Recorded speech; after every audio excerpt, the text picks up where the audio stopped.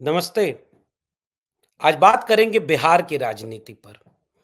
और बिहार की राजनीति पर बात इसलिए करना ज़रूरी है कि आज 1 मार्च है और कल 2 मार्च को सुनने में अभी ये आ रहा है कि नरेंद्र मोदी की एक रैली बिहार में होने जा रही है और 3 मार्च को तेजस्वी यादव पटना के गांधी मैदान में एक बड़ी रैली करने जा रहे हैं, जो दरअसल इंडिया गठबंधन की रैली होगी। इंडिया के लोग रहेंगे उसमें और सब मिल कर के एक बड़ी हुंकार, एक बड़ी चेतना, एक बड़ी उम्मीद जगाने की कोशिश करेंगे। और उसी बीच में बिहार को लेकर के कई खबरें और आ रही हैं।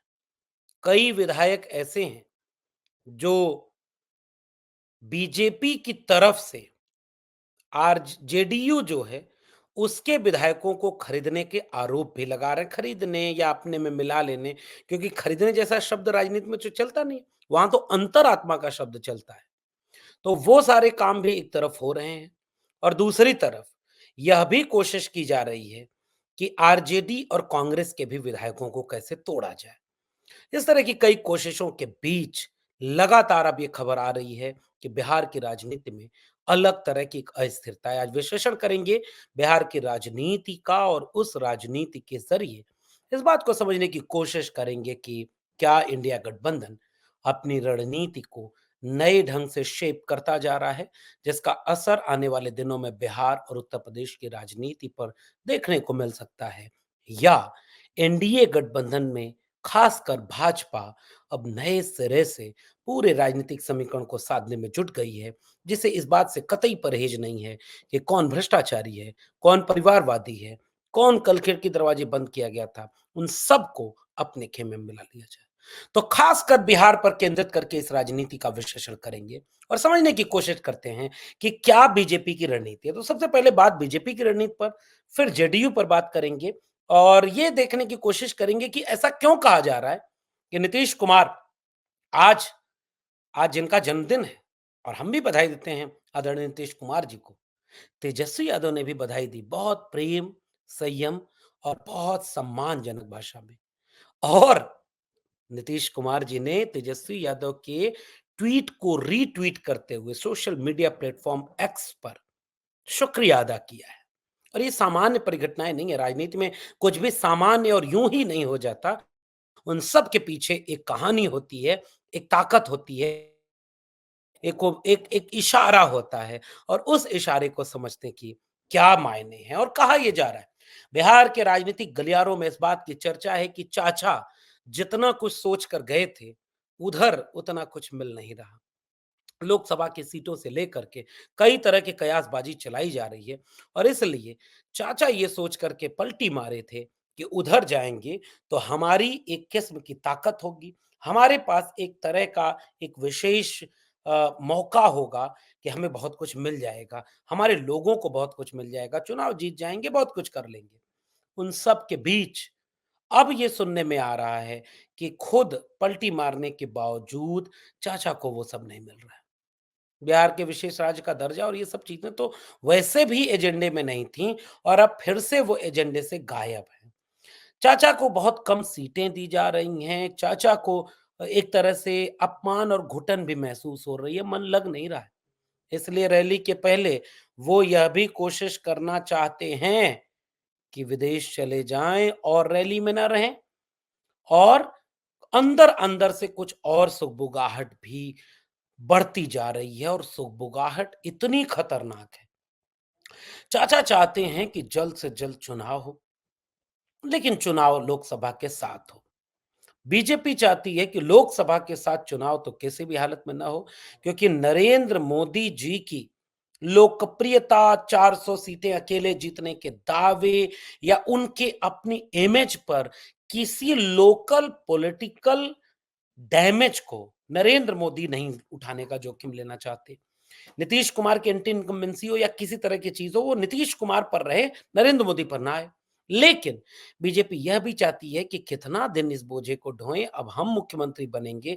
और आरोप लग रहा है, मीडिया के गलियारों के सुगबुगाहट को यकीन करें तो आरोप ये लग रहा है कि वो उनके गठबंधन को तोड़ने तक की कोशिश कर रहे हैं। गठबंधन टूटेगा तो निश्चित रूप से नीतीश कुमार की राजनीति बहुत कमजोर हो जाएगी। अभी इसमें कितनी सच्चाई है ये कह पाना मुश्किल है, लेकिन वही तोड़ने का काम दूसरे खेमे से भी चल रहा है। आज भी खबर आई है कि तेजस्वी यादव के एक और विधायक, यानी आरजेडी के एक और विधायक, उन्होंने बीजेपी ज्वाइन कर ली। ऐसे लोगों की संख्या अब लगभग 5 बताई जा रही है, जिसमें से 2 लोग तो ठीक उसी दिन जिस दिन बहुमत परीक्षण होना था, क्योंकि तेजस्वी यादव ने उसी दिन घोषणा कर दी थी जिस दिन उन्होंने शपथ ग्रहण करते हुए नीतीश कुमार को जवाब देते हुए कहा था कि खेला तो अभी शुरू हुआ है, खेला तो अभी बाकी है।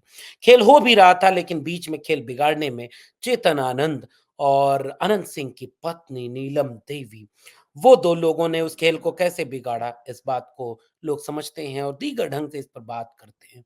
लेकिन वहीं दूसरी तरफ एक बात यह भी हुई कि कैसे अब 2-3 विधायक और हैं, जो उस समय गायब थे और अब फिर वो बीजेपी जॉइन कर रहे हैं। दूसरी तरफ कांग्रेस के विधायकों के ऊपर भी बीजेपी लगातार कोशिश कर रही है कि वो उनको अपने खेमे में मिला ले। तो जो बीजेपी कल तक पार्टी विद डिफरेंस का नाम लेकर के देश की राजनीति में एक नई लकीर खींचने के मन से, उद्देश्य से देश की राजनीति की धरातल पर आई थी, वह बीजेपी आज की तारीख में किसी भी तरह से सत्ता अपने हाथ में रहे, किसी भी समीकरण से किसी को भी अपनी पार्टी में मिला लेना हो, लेकिन 2024 का चुनाव जीता जा सके, इसकी कोशिश में लगी है और इसकी बानगी आप झारखंड में देखें, महाराष्ट्र में देखें, उत्तराखंड में, हिमाचल प्रदेश में, हर जगह, दिल्ली में, उत्तर प्रदेश में सीबीआई की नोटिस, और अब बिहार उसका सबसे सटीक उदाहरण है। बिहार में अब क्यों ऐसा करना पड़ रहा है कि तमाम विधायकों को अपने खेमे में लाया जाए? बीजेपी इसका ये जवाब देती है कि वो अपनी पार्टी को तो बचा के रख नहीं पाए। वो अपने नेताओं, विधायकों को सुरक्षित नहीं रख पाते, जोड़ कर नहीं रख पाते। ये उनके घर की दिक्कत है और कोई हमारे नेता, हमारे नेतृत्व और हमारी विचारधारा को अपना मान करके अगर हमारे पास आएगा, तो हम उसे मना नहीं करेंगे। बीजेपी में जो आएगा सबका स्वागत है, क्योंकि वो हमारी विचारधारा और हमारे नेता से प्रभावित होता है। लेकिन राजनीति इतनी सतही नहीं होती कि आप 2 लाइन मीडिया में बोल दें और यहीं खेल खत्म हो जाए कि हाँ भाई, आपने कुछ नहीं किया है। अपने आप अंतरात्मा की आवाज़ सुनकर सपा के 5-8 लोग बीजेपी के नेता को वोट दे रहे हैं। अपने आप अंतरात्मा की आवाज़ सुनकर बिहार के आरजेडी और कांग्रेस के विधायक बीजेपी के साथ खड़े हो जा रहे हैं। अपने आप अंतरात्मा की आवाज़ सुनकर अजीत पवार से लेकर के एकनाथ शिंदे और तमाम लोग, नीतीश कुमार से लेकर के जयंत चौधरी। इसलिए अंतरात्मा मीडिया के लिए गढ़ा गया एक शब्द है, ताकि मीडिया में जब आप ये बात कहें तो आप किसी तरह से सवालों के घेरे में ना आएँ और अपनी विश्वसनीयता को पूरे अभिनय की धूर्तता के साथ आप जनता के बीच में रख दें। लेकिन हकीकत पर्दे के पीछे की यह है कि बहुत तरह के हथकंडे अपनाए जाते हैं, जिससे विपक्षी दलों के लोगों को सत्ताधारी दल की तरफ आया जाए। सत्ता में होना अंतरात्मा के जगाने की पर्याप्त पहली शर्त पूरा कर देती है। जो दल सत्ता में है, वो अंतरात्मा को जगाने की पहली शर्त अपने आप पूरा कर देगा। विपक्ष में रहना ईमानदारी का इम्तिहान लेना होता है। विपक्ष में रहना निडर होने का, बेबाक होने का, साहसी होने का, आँख में आँख डाल करके हर ज़ुल्म और सितम को सहते हुए लड़ने की इम्तिहान से गुज़रना होता है। तो विपक्षी नेताओं के पास इस तरह के इम्तिहान देने की कितनी जगहें हैं और सत्ताधारी दल के पास इस इम्तिहान को लेने की कितनी चीज़ें हैं, ये तो मीडिया के बयान में नहीं आएगी, जिसमें केवल अंतरात्मा आती है। तो उत्तर प्रदेश और बिहार में इस समय ये अंतरात्मा के खेल के पीछे असली राजनीति यह है कि बीजेपी खुद जो ये दावा करती है कि अब की बार 400 पार करने वाली बीजेपी के पास एक अकेला शेर ऐसा है जो सब पर भारी है। मगर अगर यह सच होता तो वह अकेला शेर एक घोषणा करता, चिमटे से भी मैं ऐसी सत्ता को नहीं छूना चाहूंगा, चिमटे से भी मैं ऐसे विधायक को अपने खेमे में नहीं आने देना चाहता, चिमटे से भी ऐसे नीतीश कुमार को एकनाथ शिंदे को, अजीत पवार को, हेमंत बिस्व शर्मा को, नारायण राणे को, शुभेंदु अधिकारी को, जयंत चौधरी को चिमटे से भी अपनी तरफ नहीं आने दूंगा, क्योंकि ये पहले हमारे साथ नहीं थे, हमारे विपक्ष में थे और अब ये हमारी तरफ आना चाहते हैं तो हमें नहीं चाहिए, क्योंकि हमारे ऊपर फिर आरोप लगेगा कि आपने उन्हें खरीदा। उत्तर प्रदेश के पूर्व मुख्यमंत्री, समाजवादी पार्टी के राष्ट्रीय अध्यक्ष आदरणीय अखिलेश यादव ने आदरणीय योगी आदित्यनाथ से क्या पूछा? यही ना कि भाई आप तो कहते थे पार्टी विद डिफरेंस, लेकिन हमें सुनने में आ रहा है कि पैकेज देकर आप हमारे विधायकों को ले जा रहे हैं, पैकेज मिल रहा है। किसी को पैसे का पैकेज, किसी को घर और बंगले का पैकेज, किसी को पद का पैकेज, किसी को जेल मुकदमे से बचाने का पैकेज, और नाम किसका है? अंतरात्मा का। तो बिहार की राजनीति इसका एक जीता जागता उदाहरण है, लेकिन इस राजनीति को जितना तेजस्वी यादव समझ रहे हैं, उससे कहीं ज्यादा नीतीश कुमार भी समझ रहे हैं।